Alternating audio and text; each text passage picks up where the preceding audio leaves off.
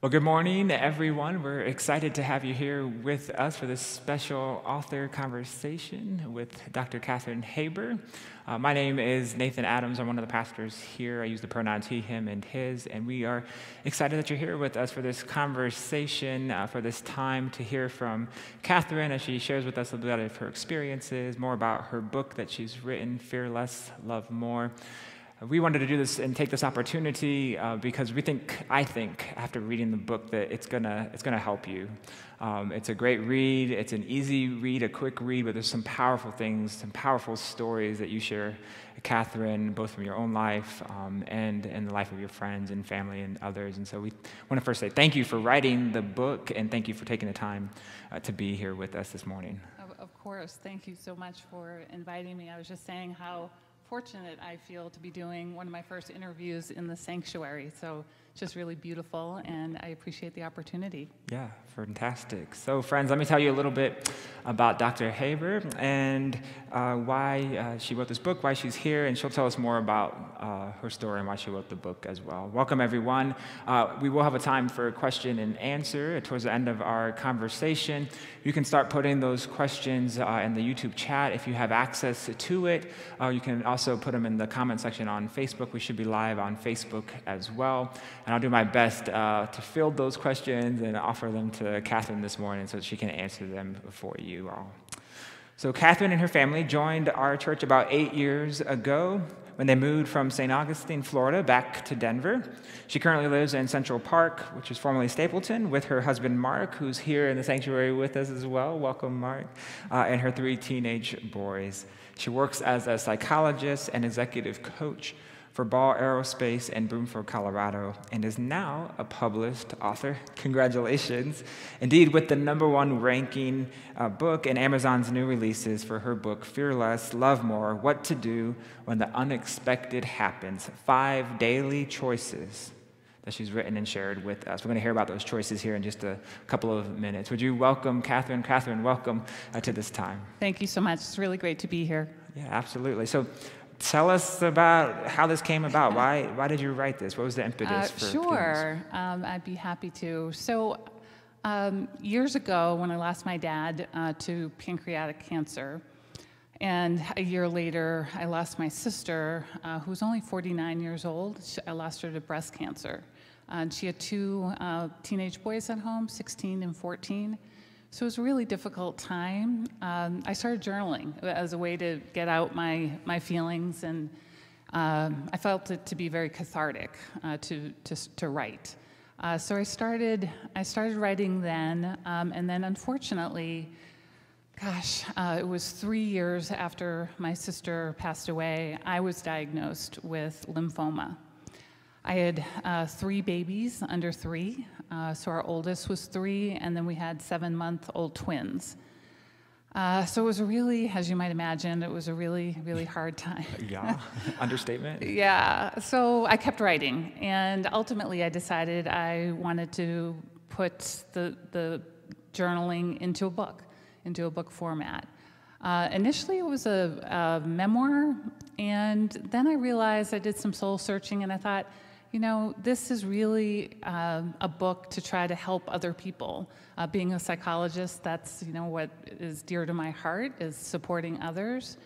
So it morphed into a self-help book with certainly memoir in it. As you mentioned earlier, there are vignettes from my own life, but also vignettes from my friends, family, clients, and I was so grateful because, of course, I had to get their permission to share their stories, and they were just kind enough to want to share their stories with me and have it be published in Fear Less, Love More.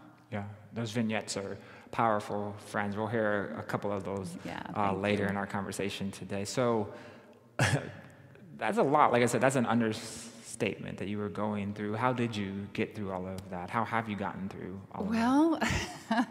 Well, it was hard. So when my sister passed away and my dad, we were very close. She was 14 years older than me, but I felt like she was my best friend, and same with my dad. So it was really hard, and I didn't have a faith at that point. I was raised Protestant and went to church every Sunday, thanks to my mom, although I didn't really give God much thought. I certainly didn't have a prayer life at that point.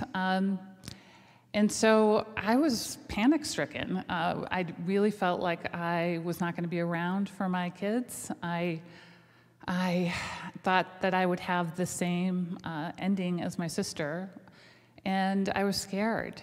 And I thought about the boys not having a mother or Mark not having a wife, and it was really, really hard. I was very scared. So I did what I thought I would never do, is I got down on my knees and I started to pray. And I prayed for strength. I prayed for courage to get through this very difficult time.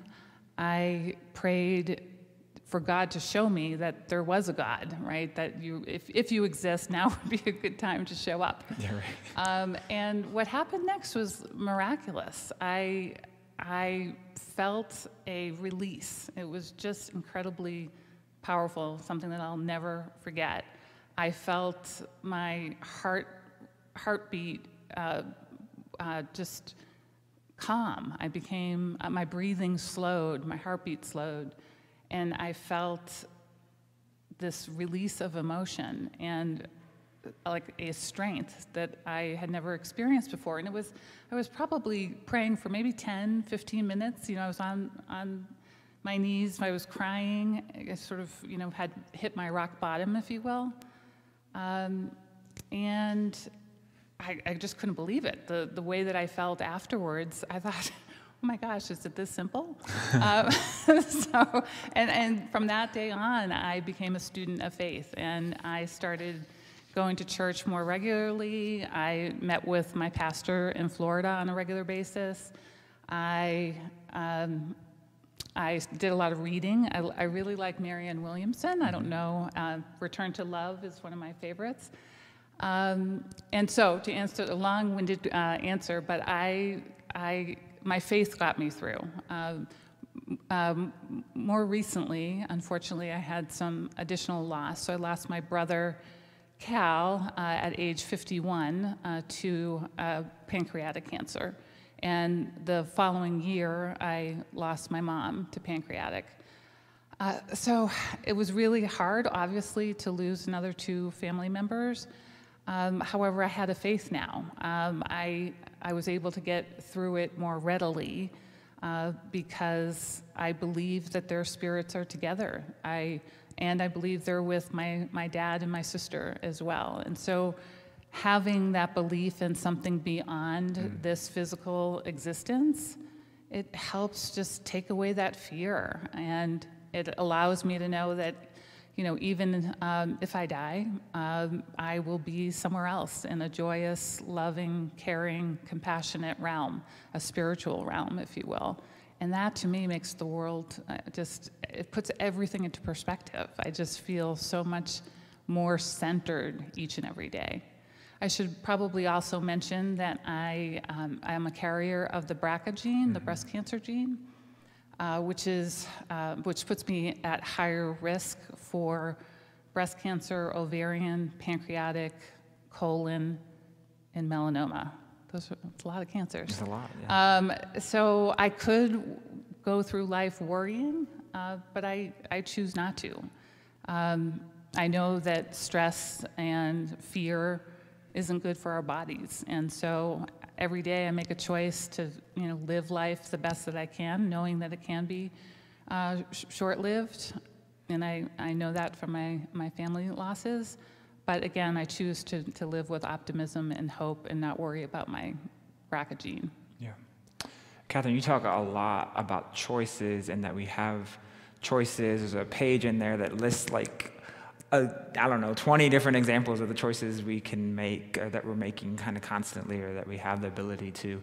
And for me, it was really empowering. And the book is really about 5 choices with an extra 6th bonus that we'll hear about a little towards our end of our time together.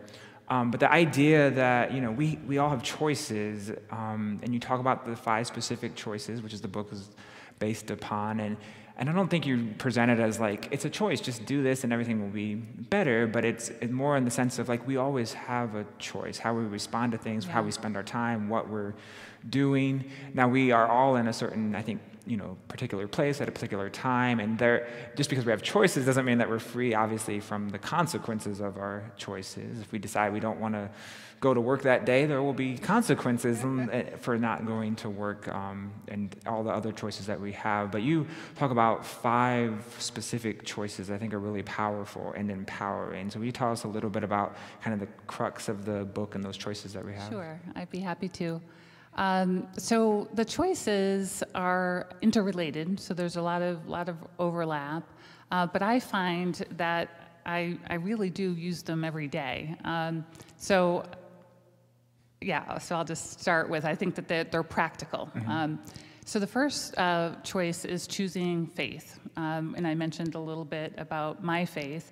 My faith happens to be Christian, but the book is very inclusive to all faiths, whatever your higher power is, with the idea being when you think of yourself as there's something beyond yourself, right? It's not just you and the world, right? And if you can think about there being an afterlife, that there is a spiritual realm, you take the pressure off of this life. And again, one of our deepest fears is dying. But if you can move past that to know that there is something beyond, it becomes less scary. Again, it sort of puts everything into perspective.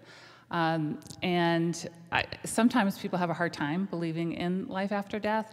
So I also encourage that if you can't quite get there, if you can think about, again, something beyond yourself. So it could be your community, right? Because when you give to someone, it feels good, right? And physiologically speaking, we emit our neurochemicals of serotonin and dopamine and oxytocin, and that feels great to us, the giver. And the receiver also has the same thing going on in their bodies. They're emitting those same neurochemicals. So having faith beyond you, if you can't quite get to the life after death, participating in your community and giving back in some way, right? It's a way that gives oneself purpose. So that's the first choice. Okay. The second choice is love, operating from a position of love and compassion and graciousness every day, right? We all have, as you said, we all have a choice on how we want to show up in the world. Yeah. And I have found in my youth, I was more material focused, right? I thought more about money and power and prestige and moving up the corporate ladder. And that's not what I think about today. It's not what I focus on. I focus on showing up as my best self and giving to my friends and my family and my children. And I just have so much more joy as a result, sort of that karma piece. You put it out there, it comes back to you. And so that's choosing love. Choose love, okay. And it's not easy. I'm not saying any of these are easy, but they are choices. The third choice is choosing prayer. And as I mentioned earlier, I pray to a Christian God or Jesus. However, your prayer might be to Buddha or Allah or the spirit, the divine, the universe. So again, really being inclusive, but with the idea of centering ourselves each day with prayer. So you're a runner, I'm a runner. I pray when I run. Yeah. Anything rhythmic, meditation, mindfulness, yoga, those can all be forms of prayer where we're centering ourselves. And I got to say, I pray every morning, but I also pray several times a day. Sure. They're always in that kind of spirit, that mindset of prayer, connected to whatever that higher being is or power is for us, for Jesus. But yeah, that we get beyond ourselves. Absolutely. Yeah. Yeah. With I won't name the child, but one of my boys, he'll start to get into an argument. And I can feel myself getting upset. Sure, yeah. And I'll say, hold on, I'll be right back. I'll go upstairs, I'll take a couple deep breaths, I'll say a prayer, I'll come back down. He's like, how do you do that? Because he said, Mom, you're just so angry. And I said, yes, and now I'm not, right? Because I was able to I was able to calm myself with it. So you made a choice.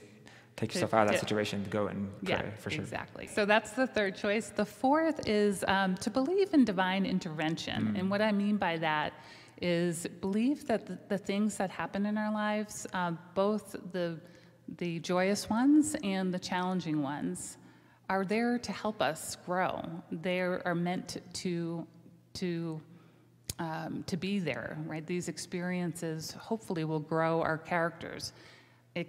It can feel like it's tragedy at the time, and trust me, I felt that way with my losses of my 4 dear family members and my own cancer experience. But I've learned so much, and I've grown so much, thank goodness, that I feel like it was meant to happen. And I mean, it's hard to say this, but I'll say it. I really feel like my cancer was a blessing, because it changed, who I was, and allowed me to live a life that is much more purposeful and centered, and I'm just very grateful for that. And so trying to look at things as not coincidences or bad luck, or I never say luck, because I think that things happen, and again, for good or bad, we learn from them, hopefully, and so that's a choice to believe that people come into our lives for a reason. Some stay longer than others, but we're meant to have these connections that we have, and that belief gives me more of a sense of purpose rather than thinking everything's random. Sure. Yeah, that section for me was one of the most powerful. I think I shared that with you. And people have heard me preach before, I'm not a big, everything happens for a reason type of person, but you don't present it that way in the book. I don't think you're talking about it quite that way even now, but the idea of, I look at it as more as what if, right? What if we're with these people at this certain time, and what's the possibility that there is a bigger reason? How would it approach, what's the lens that we look at, right? Is everything just random and it just happens to be, or might there be some reason that we're having this conversation today, right? That whomever is watching, that if YouTube recommends this to somebody that doesn't know anything about us, and yet they stumble upon it and hear your words and your story, it gives us a different lens to interact and to be with one another, to be more intentional even with more one intentional. another.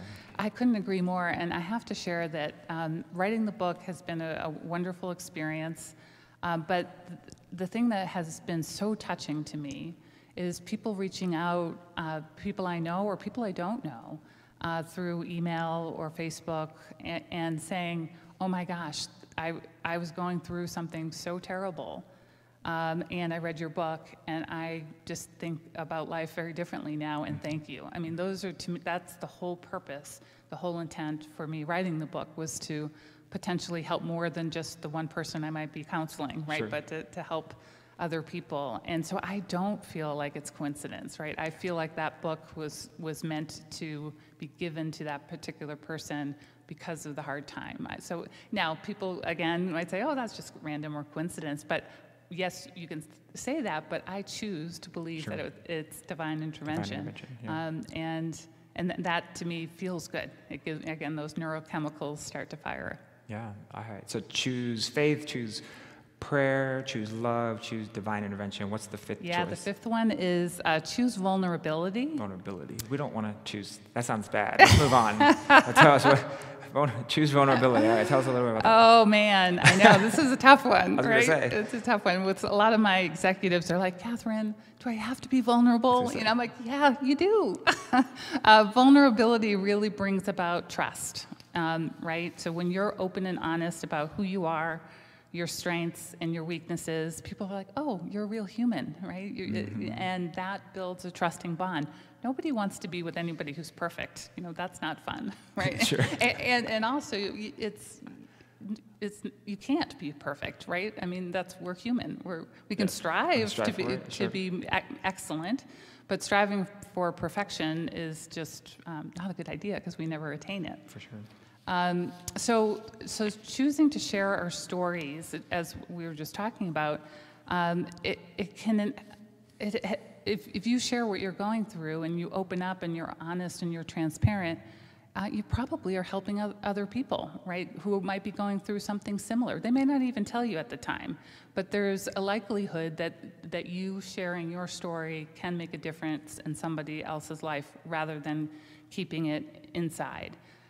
Now, I will say that when I was diagnosed with cancer, I had just lost, as I said, I just lost my sister and my dad, and I had a 3-year-old and twins who were 7 months old, so I didn't open up. I was very fearful. I didn't want to share my story. I was concerned that people would pity me. That was a big thing for me.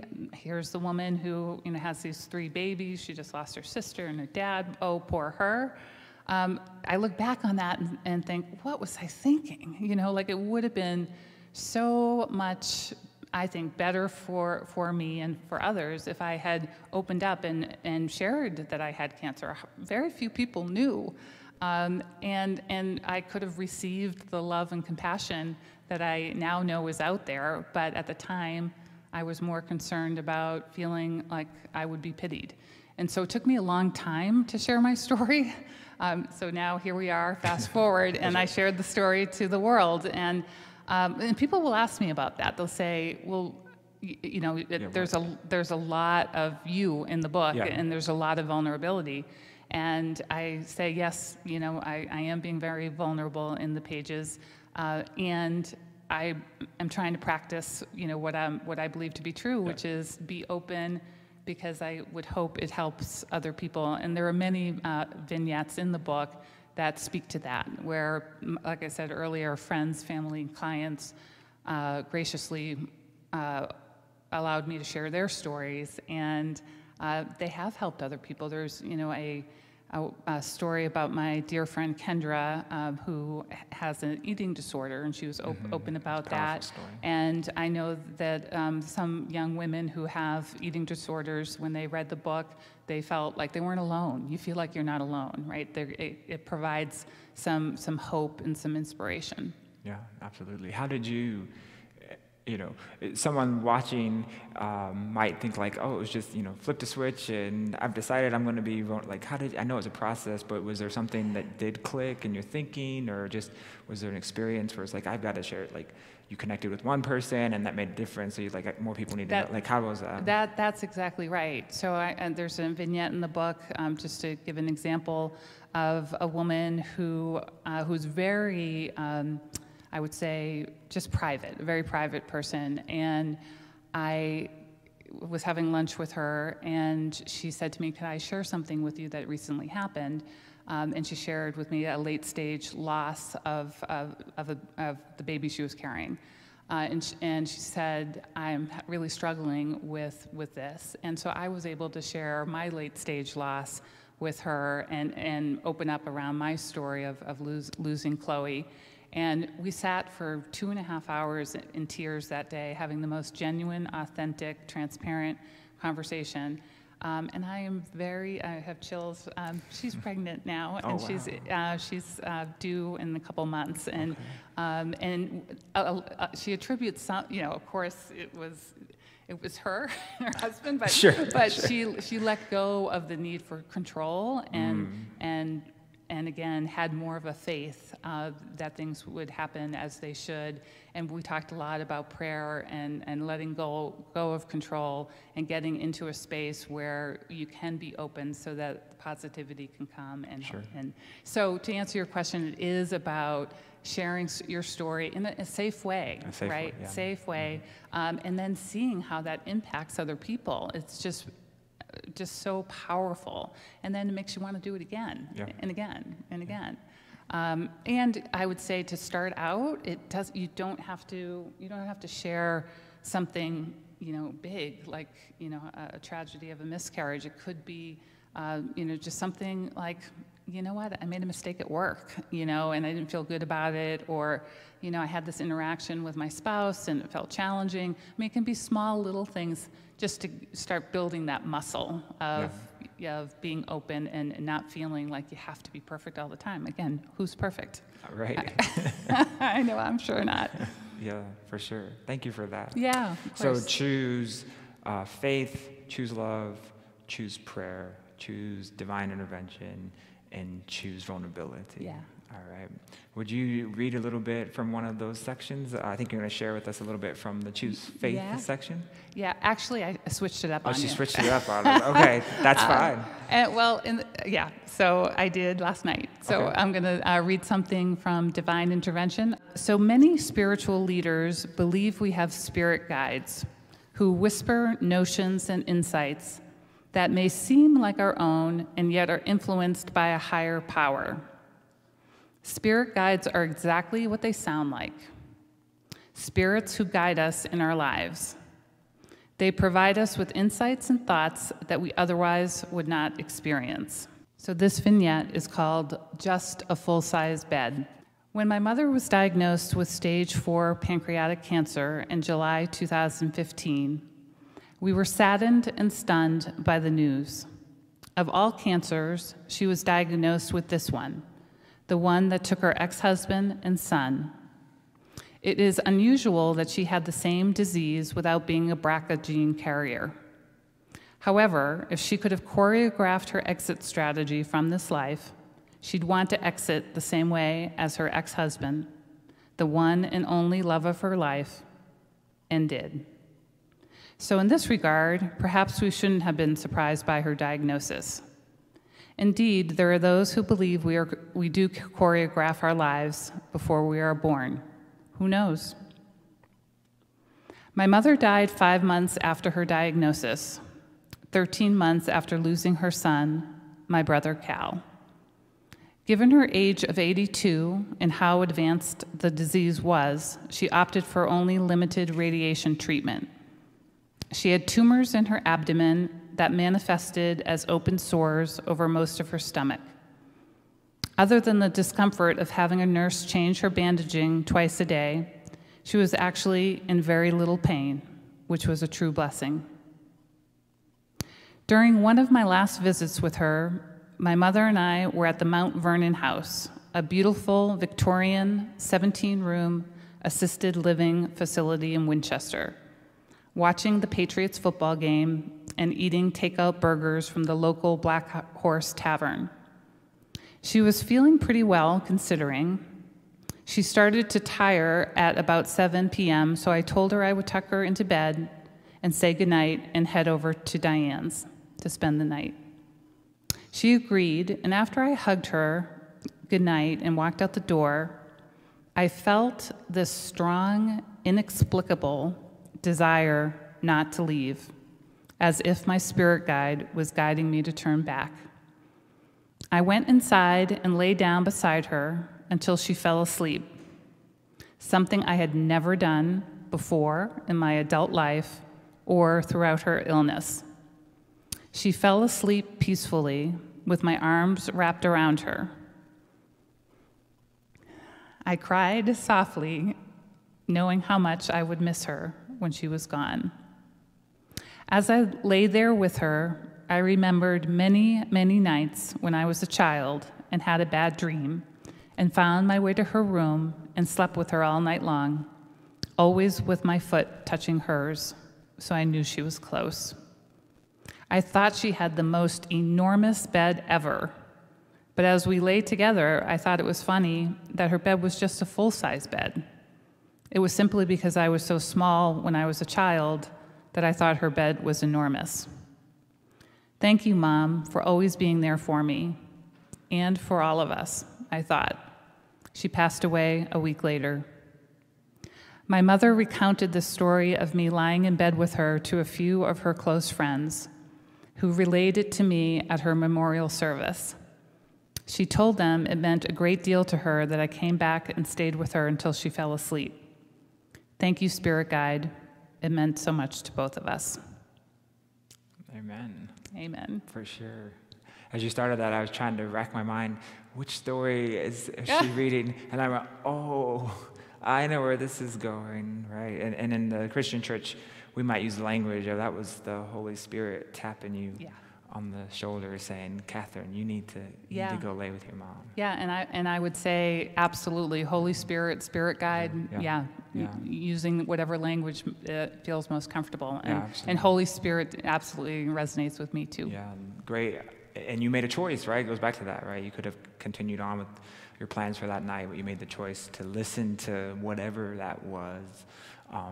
That sense of I need to go back and be with my mother. And it happens to me quite frequently. I think now that I have a greater, deeper faith in spirituality, I listen to my intuition more. So prior to working at Ball Aerospace, I worked for a global consulting company of business psychologists. And I'd been working there for a couple of years. It was a great job. I loved my firm and really enjoyed the clients that I had. It was very challenging intellectually, which I really appreciate. And I was working way too many hours, and I was on airplanes every week. So when my clients was in San Francisco, I was there, probably weekly. So staying in hotels, on airplanes. So I was not spending the time with my family that I wanted to. And so I had said to Mark, I love the job, but it's not sustainable. And I know life can be short, and I want our kids to remember me being at home and not away. And I had been working for this firm for a couple years, so I knew that I wanted to find something different. And it's really hard to find something different when you're working full-time. And so anyway, I had been praying on it, and I was talking about it, and I was thinking about it. And then one day, I was traveling from DC back to Denver. I had just conducted an executive assessment, which is basically a 3-hour interview of a vice president level or above candidate to see if the candidate would be a good fit for my client organization. So it's a 3-hour interview, and then writing the report associated with that assessment is usually about 7 or 8 hours. And so I thought, okay, I will work on the report on the flight from DC to Denver, which was about 4 hours. So at least I could get halfway through, and then I could spend the time with the family when I got back home. So I checked into United, and I was in the back row, middle seat. And I thought to myself, I'm 5'11". Middle seats don't work anyway. And then for me to actually spread out and try to write this report, I just didn't think it was feasible. So for the first time in working for the firm that I worked with, I upgraded myself to first class. So I was sitting in first class, and I had the window seat. The gentleman next to me had his AirPods in, so I was like, oh, this looks good. I'll be able to work on my flight, work on the report on the flight, and don't have to worry about getting into conversation with the person next to me. So about 10 minutes into the flight attendant comes over and asks what our desired meals would be.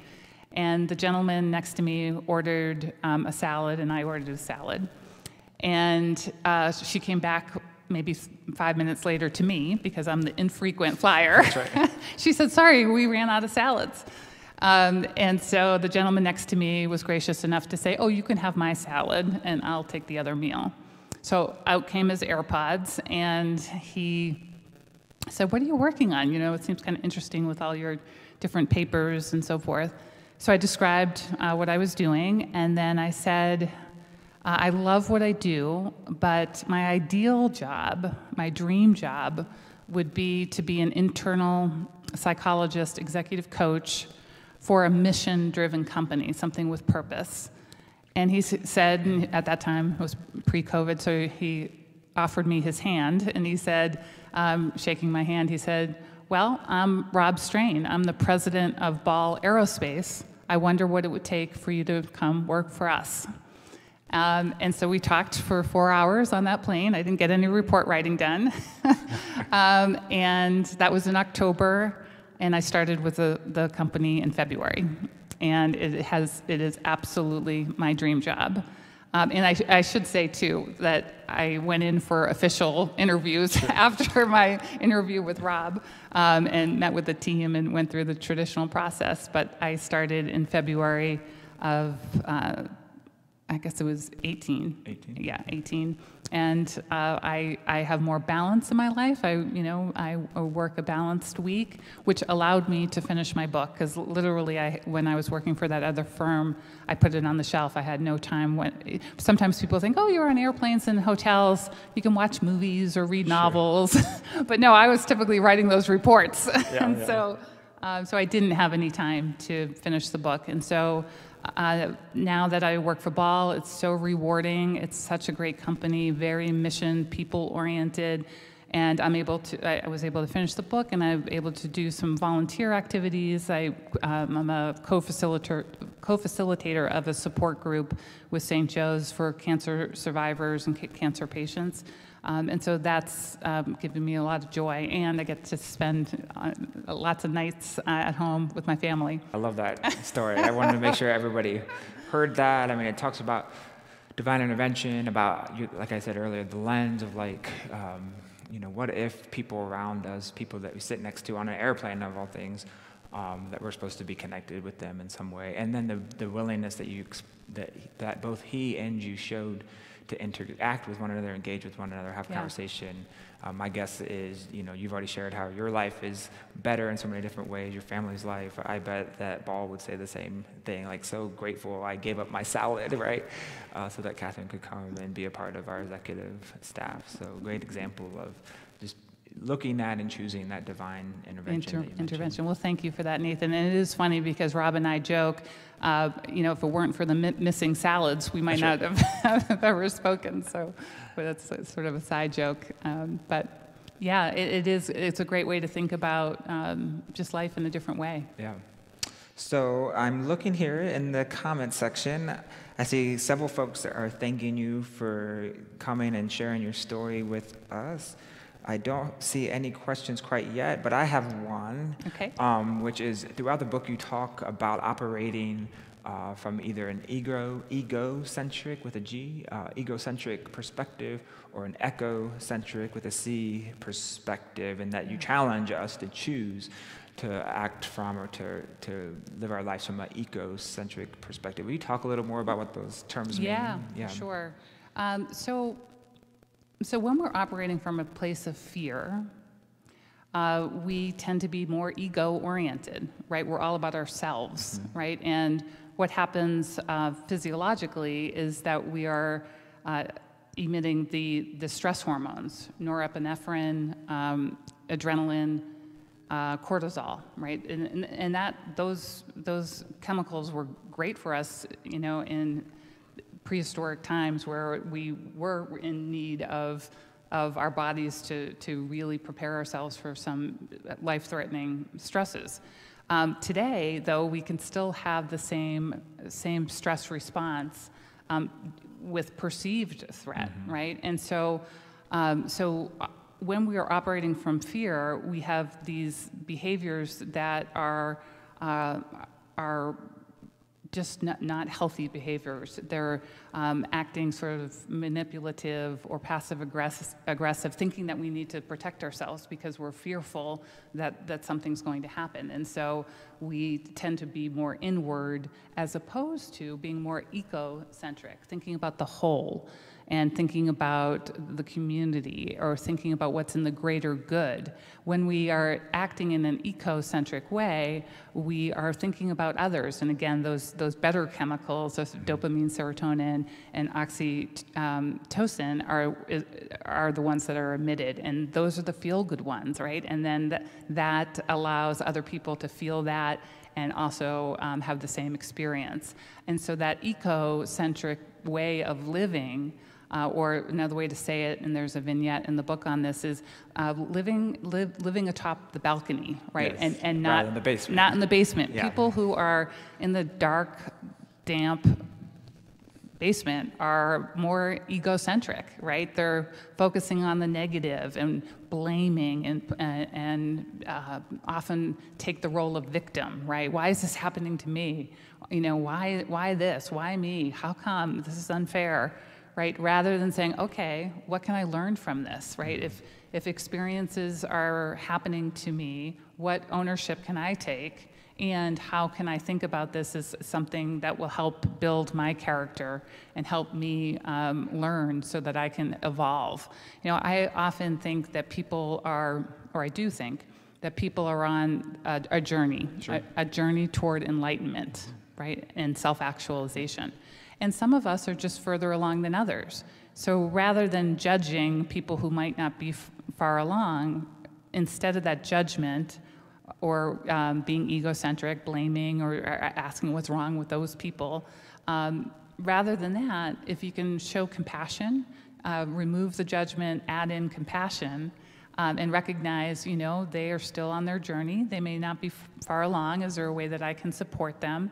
But that's acting more from love, right? Loving more, having show more compassion and graciousness, and living in that more egocentric manner. Yeah. Absolutely. Yeah, I found it really helpful and found myself kind of checking myself continuously as I read through the book, like, oh, egocentric or how am I operating? Am I on the balcony or am I in the basement? And one of the things I love about your book is you use terms that maybe some in the scientific realm or world, you know, miracles and divine intervention and prayer and faith might like kind of scoff at. But then you also talk about the science behind a lot of what you're talking about, the chemicals that are released in our bodies with the different responses and the different choices that we make. And so I find that really powerful and I think helpful. Thank you. And I wrote the book, and then I realized, you know what, I do want to have more of the scientific credibility in there. So I did a lot of reading of some of the great spiritual minds and scientists and psychologists and you know, Darwin and Einstein. I'm just trying to think, and then a lot of the Dalai Lama, Marianne Williamson, as I mentioned, and so all of that is integrated into the book to give it a scientific orientation as well. Yeah, absolutely. I appreciate that. Thank you for that. Yeah. So we have a question from Sherry. I think she spent some time volunteering with you and your family with the Women's Homelessness Initiative. Yeah. And I remember a conversation that we had. That was, I think, our longest conversation, maybe besides, you know, shaking my hand on the way out or something like that. It was at Women's Homelessness Initiative down in our basement, but different type of basement. Different basement. That's right. She wanted to know just, you know, how did you all come to that decision that that's a ministry, a program that you want to be involved in to spend your time doing that? Oh, that's a great question. So what I really love about our ministry here at the church with the Women's Homeless Initiative is we are very hands-on. So it was very important to me and Mark that our boys have experience in serving others, right? Again, I keep telling them to read my book. You know, so they're watching now. You can tell them that now. They will later. Watch on YouTube. That's what it is. Well, and another way to say this is you become very egocentric, right? Thinking about yourself when you're a teenager, when you're an adolescent, right? Absolutely. And then hopefully as time goes on, you become more ecocentric, thinking about others and not just yourself. And so with 3 teenage boys, and we've been doing it now for 8 years, so they were younger then, but we thought it was really important to have them know what it feels like to serve. And what I really appreciate about our participation is that we have one, you know, it's a designated last Wednesday of the month, and Mark does all the cooking in our household for the 25 women. So he goes out and he does the shopping and he does all of the cooking in our kitchen. He's a retired restaurateur, so he knows how to cook. You wouldn't want me doing it. And the boys see that, right? They see that we're out shopping for the women and that we're then dad's preparing the meal. And then we take it all of us, the 5 of us go to the church, and then our role is to serve the women, and they really look forward to that. You know, they each have a role, plating the food, and then sometimes they'll sit down with the women and have conversation with them, and then they help clean up. We like the women to not clean up their own. We want this to be a time where we serve them and we pick up after them, and so we've just enjoyed it for the last 8 years, and we miss it since COVID. In fact, my older son Harry was just asking the other day, when can we get back to the homeless initiative? Yeah. So we're still asking that question too. Yeah. Yep, that's being worked out for sure. Yeah. Great. Thank you, Kathryn. Yeah, of course. Chris Warner asks, how do you stop yourself? This is a great question. How do you stop yourself in the moment to switch yourself to a more trusting perspective? So how do you make that choice, I guess, would be part of that? Yeah, it takes practice, just like building any type of muscle, right? It does take practice. And I would say, and I say this to my executives, when pay attention to your bodies, right? Pay attention. I know when I'm feeling stressed, right? So feeling your heart race, or if you're triggered in some way, what does that do to your bodies? Are your hands starting to sweat? Or do you just have, a jolt, again, in your body that you're recognizing that didn't sit well with me, right? That I had a reaction to that. And rather than react, because oftentimes we do, that's human nature, I would, count to 6. So it takes 6 seconds for our impulses to go from our limbic system to our frontal lobe. So we always emote first. And people say count to 10, but it really is count to 6. Okay. And then we are more reasonable because our frontal lobes are kicking in. And that can help us respond in a more trusting, open way. But sometimes you need a whole lot more time than that, right? So if you're feeling triggered and you feel that in your body, taking a couple of deep breaths, box breathing is fantastic, where you breathe in, you inhale through your nose for 4, you hold for 4, you exhale for 4, and then you pause for 4, 4 sides of a box, and then you do another 3, so you get 4 total, and that helps bring our bodies back into homeostasis. I do it all the time. I do it all the time with my 17-year-old when he's anxious about something. He's a baseball player. He's great at sort of calming himself before a big game, and so it can be used in sports and whatever else might be your thing. And so, and then reflecting, I would say. So if you have to take a step back and say, I'll come back to you with some of my thoughts, I would recommend doing that. And then when you're reflecting, think about, am I operating from a place of love? Or is it more fear-based? What are some of the things that I'm experiencing? And are those things more ego-centric? Well, if they are, how can I look inward and try to make some changes and be more thoughtful and compassionate, recognizing that people are on different paths in their journey? Yeah, absolutely. That's great. The box prayer, or the box breathing. Maybe it is a prayer. Right. I was thinking of that, right? It could be prayer as you're... Yeah, absolutely. Right. I see a couple more questions, I see one more question from Cindy, and there's lots. I hope that you'll go through and read these comments later. Lots of folks expressing their appreciation for you being here and sharing your story with us all. So Cindy writes a question. You address this a little bit more generally in your book. I think she wants to know about you and your story rather than just more general. But she writes, do you think you would have come to faith without reaching the low point that you described earlier? Oh, that's a really good question. I don't know, to be honest. I don't know. And I'm so grateful that I, again, to say that my cancer was a blessing, I now have this deep faith in spirituality that I didn't have. And would I have ever gotten there? I'm unsure, but I'm so grateful that I did. I will say this, and this, I've always said that if I write another book, this might be it, which is I'm so interested in people's faith stories, how they came to faith. So I actually met with my pastor in Florida, in St. Augustine, and asked him, I shared with him my story, and I said, does everybody have to hit rock bottom before they find faith? And his answer, thank goodness, was no. No, right. It's not Yes, a criteria. no. It's not a criteria. He does not want you to hit That's rock right. bottom. But I had heard a lot of stories, and there's some vignettes in the book about other people's stories hitting rock bottom, Marianne Williamson included. And so I think it is a common story, but I, again, was so grateful to know that many, many other people found their faith in different ways and didn't have to hit rock bottom, my pastor included. So that was very useful information.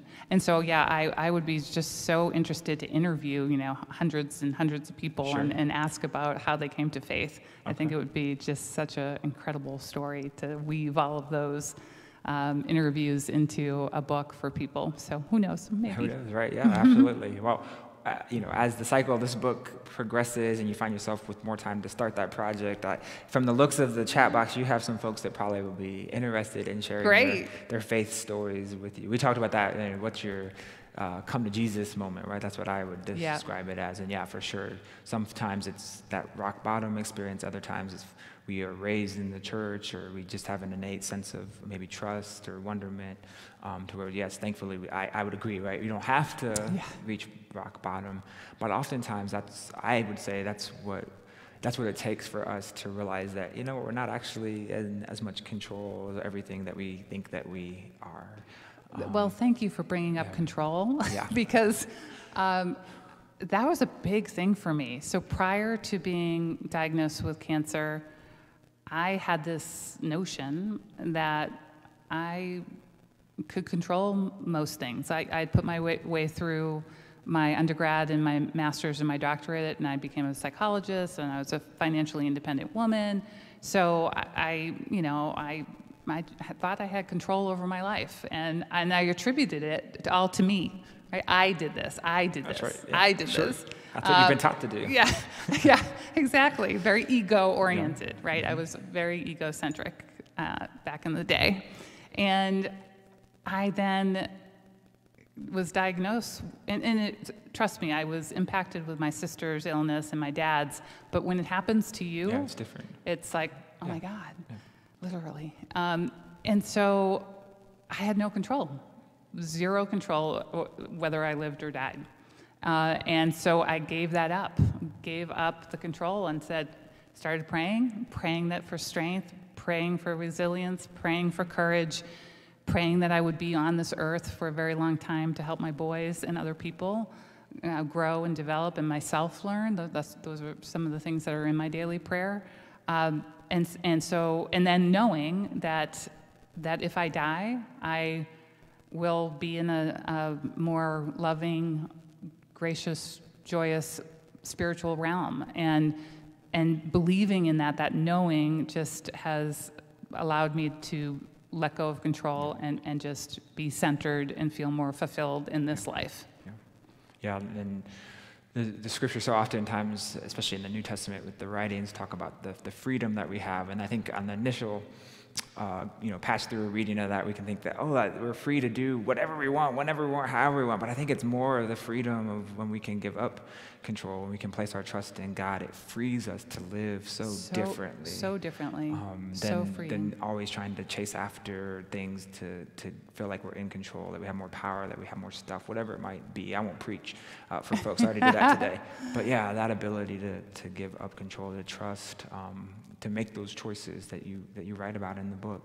So that looks like we're about out of time, and we've gotten through all the questions here so far. We're going to hear Kathryn read a little bit from her epilogue to end our time together. But before we do that, if folks want to purchase your book, Kathryn, where could they do that? I know it's available on Amazon for sure. It's available at your website, which is kathrynhaber.com. Is That's that right. Okay. Yep. I know you also are willing to get signed copies to people as well. How would they go about getting a signed copy? Yeah, so on my website, kathrynhaber.com, there's an opportunity to contact me, so you can send me a note via that, or you could simply email me at kathrynhaber.com, and I'd be happy to sign a copy and send it off. Okay, great. Well, Kathryn, thank you for taking the time to be with us today. Thank you for for sharing from yourself and from your life to help folks. People are so appreciative here on YouTube and online. We have a sixth choice that you have written briefly about in your book. It's the epilogue, Park Killers, and it is the choice of gratefulness. And so I've asked Kathryn to have the last word today by sharing a little bit from the epilogue, the choice we get to make to practice gratitude. Great, thank you. And I just want to say thank you for inviting me. Absolutely. So it's really nice to be here. It was nice. I was saying to do my first discussion, what better place than with my congregation and in this beautiful sanctuary. Absolutely. So thank you very much. Of course. Right, and appropriately so. The epilogue is gratitude. And what was funny is I had written the book and I signed on with Kohler Books for publication. And then I said, well, I have another choice that I want to include because this really is so important. So the gratitude chapter came after the signing with Kohler. Okay. Once I embraced faith, love, prayer, divine intervention, and vulnerability, I found myself feeling more and more gratitude for the challenges I had experienced. If I hadn't been faced with these challenges, I started to realize I might still be that less mature version of myself who thought it was more important to appear centered than actually be centered. This sense of being true to my feelings, loving others with a full heart, not a heavy or fearful one, drives me each day and gives me purpose. I am much more authentic in my relationships. I tell people how much they mean to me. I fear less and love more. Listen with greater intent. Smile at strangers and use names when communicating with those who wear name tags and badges. They feel noticed, and the smiles and energy that I typically get in return are always heartwarming. When helping others in need or volunteering in our community, I experience great joy and a sense of purpose. The giving and receiving is most certainly a two-way street. And every time I have a clean cancer scan, I feel I have a new lease on life and recommit to living a life full of love and connection. Thank you for the opportunity to share my story with you. It has been a long spiritual journey and a cathartic experience for me. I feel immense gratitude in my heart to be living each day. I never thought I would say that my cancer experience was a true blessing, but it was. I hope you too can choose faith, love, prayer, divine intervention, and vulnerability to survive and thrive through your fears and unexpected challenges, to live a life full of joy, purpose, and fulfillment. Fear less, love more, and make it a great life. Amen. Amen. Fantastic. Thank you again, Thank you. Kathryn. Thank you so much. Thank you all for being here today. I really appreciate the opportunity, and I wish you nothing but the best. Great. Have a great Sunday, everyone. Have a great day. Thank you for joining us. We'll see you soon here at Park Hill United Methodist Church. May you grow indeed and grow your spirits.